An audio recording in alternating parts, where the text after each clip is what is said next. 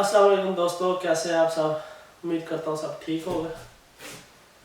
तो आज हम बात करते हैं कि आयरलैंड में एक स्टूडेंट कितने पैसे अर्न करता है और मंथली उसके क्या क्या एक्सपेंसेस होते हैं। तो पहले बात करते हैं कि यहाँ पे पर मंथ एक्सपेंस कितने हैं। हम आइडिया यानी कि एवरेज जो एक्सपेंस है उनकी बात करेंगे। एक्चुअल तो ज़ाहिर बात है कोई भी बात नहीं कर सकता उसके बारे में। तो एवरेज एक्सपेंस जो है वो हम कैलकुलेट करेंगे आज। तो एक्सपेंसिव में जो सबसे मेन एक्सपेंस होता है वो आपकी अकोमोडेशन का होता है। इस वक्त डबलिन में अकोमोडेशन की बहुत ज़्यादा प्रॉब्लम चल रही है क्योंकि डबलिन बहुत बिजी हो चुका है, बहुत ज़्यादा स्टूडेंट और फॉरेनर्स यहाँ पे रह रहे हैं, इसलिए डबलिन में जो रेंट है वो बहुत ज़्यादा हाई हो चुके हैं। अगर देखा जाए तो ज़्यादातर यहाँ पे जो अपार्टमेंट्स हैं वो मोस्टली 2 बेडरूम अपार्टमेंट कॉमन है, बहुत कम है जो 3 बेडरूम या 4 बेडरूम वो सिटी से थोड़ा सा बाहर जाके होंगे, सिटी के अंदर जो है वो बहुत कम है। तो अगर आप एवरेज 2 बेडरूम अपार्टमेंट की रेंट की बात करें तो इस टाइम उसकी एवरेज चल रही है 1800 यूरो से लेकर 2200-2400 यहाँ तक कि 3000 यूरो तक भी है। वो डिपेंड करता है आपके एरिया पे और अपार्टमेंट वगैरह की कंडीशन पे। तो अगर बात करें कि एक 2 बेडरूम अपार्टमेंट में कितने लोग रहते हैं, अगर तो बात करें स्टूडेंट्स की तो मिनिमम 4 स्टूडेंट रहते हैं यहाँ पे मोस्टली, बल्कि इससे ज़्यादा ही रहते हैं। जाहिर बात है रेंट बहुत ज़्यादा है तो स्टूडेंट लाइफ में बंदा सब कुछ एडजस्ट करता है। तो अगर आप एवरेज करें कि 2 बेडरूम अपार्टमेंट हो और आप सिर्फ 4 लोग रह रहे हो तो आपका पर पर्सन जो रेंट आएगा वो तकरीबन 450 से 500 यूरो आएगा। लेकिन ये ऊपर नीचे हो सकता है, अगर आप बंदे ज़्यादा बढ़ा लें या कम कर लें, ये आप पर डिपेंड करता है। सही है, तो आप एवरेज का जो हिसाब रखें वो आप सिर्फ रेंट की कॉस्ट जो है वो हिसाब रखें कि 450 to 500 यूरोस। उसके अलावा आपके जो अकोमोडेशन में ही आपके जो यूटिलिटी बिल्स होंगे उसमें आपका इंटरनेट का बिल होगा, इलेक्ट्रिसिटी का बिल होगा, और अगर सिटी से आप थोड़ा सा बाहर जाएंगे, सिटी से थोड़ा सा बाहर होंगे तो वहाँ पे आपको गैस का बिल भी होगा, क्योंकि सिटी के अंदर गैस जो है मैंने बहुत कम देखी है, किसी जगह पे शायद हो लेकिन गैस नहीं होता, सब कुछ ज़्यादातर इलेक्ट्रिक ही है। तो उसकी एवरेज कॉस्ट अगर लगाएं तो आप कह सकते हैं कि 50 यूरो के अराउंड आपको पर मंथ उनकी कॉस्ट पड़ेगी, जिसमें आपका इंटरनेट का और इलेक्ट्रिसिटी का बिल होगा 10 से 15 यूरो।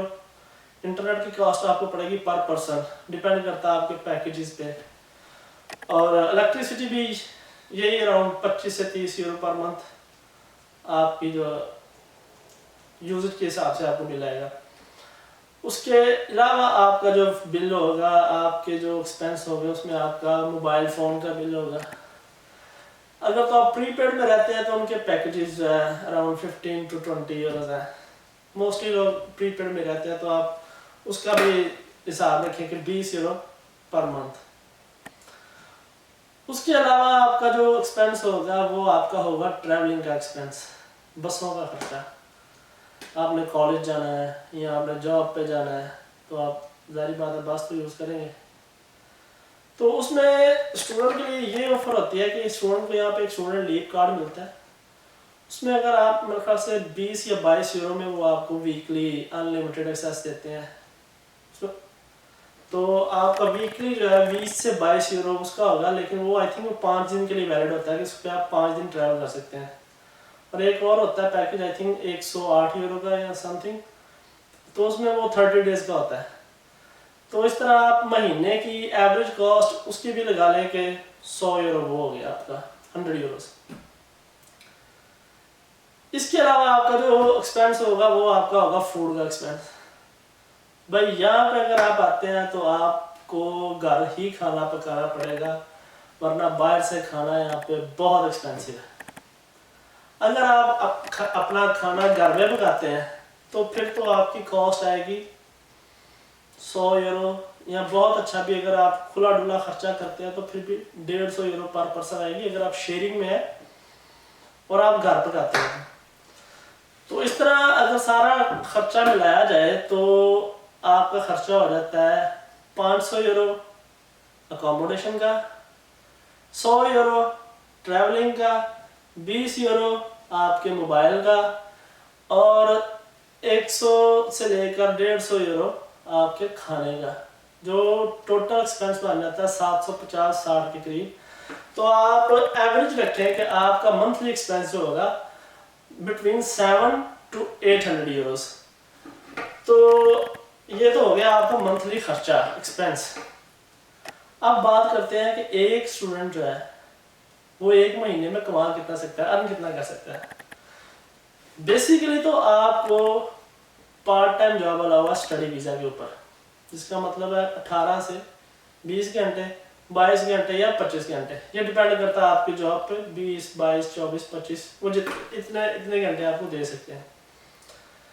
और इस वक्त जो पर आवर कॉस्ट चल रही है नॉर्मल रिटेल्स की, वो चल रही है €10.10 पर आवर, और सिक्योरिटी की चल रही है आई थिंक €11.65। तो अगर तो आप भाई सिर्फ 20 घंटे काम करें तो आपकी जो मंथली इनकम होगी वो तकरीबन €800 ही होगी। इसका मतलब है कि अगर आप पार्ट टाइम जॉब करते हैं तो आप सिर्फ अपने अकोमोडेशन और फूड के एक्सपेंस जो है उस जॉब से कवर कर सकते हैं। लेकिन आप सारा साल पार्ट टाइम जॉब नहीं करेंगे, आपको आपकी हॉलीडेज में फुल टाइम काम की इजाजत होगी। लेकिन होता क्या है, ये तो आपको बात बता रहा हूँ जो पेपर वर्क में होती है, जो कागजी कार्रवाई जिनके अंदर होती है। लेकिन अब रियलिटी की बात करें तो रियलिटी की बात ये होती है कि यहाँ पे फिलहाल तक इतनी ज़्यादा सख्ती नहीं है स्टूडेंट के लिए काम की कि जी 20 घंटे ही करना है, ज़्यादा काम नहीं करना है। चंद एक वाक़यात हुए हैं जिसमें वो पूछ लेते हैं कि भाई तुमने इतना ज़्यादा काम क्यों किया या क्यों नहीं किया। लेकिन मोस्टली जो है अभी नॉर्मली वो इतना ज़्यादा स्टूडेंट को तंग नहीं करते। तो होता ये है कि अपने स्पेशली पाकिस्तानी जो बंदे हैं और इंडिया के पंजाब और पाकिस्तानियों की जो हरकतें हैं ना वो एक तरह की होती हैं ज़रा मतलब कि हम ज़्यादा फोकस करते हैं पैसे कमाने में, और जो दूसरे इंडियन साउथ इंडियन और दूसरे हैं वो स्टडी पे बड़ा फोकस करते हैं।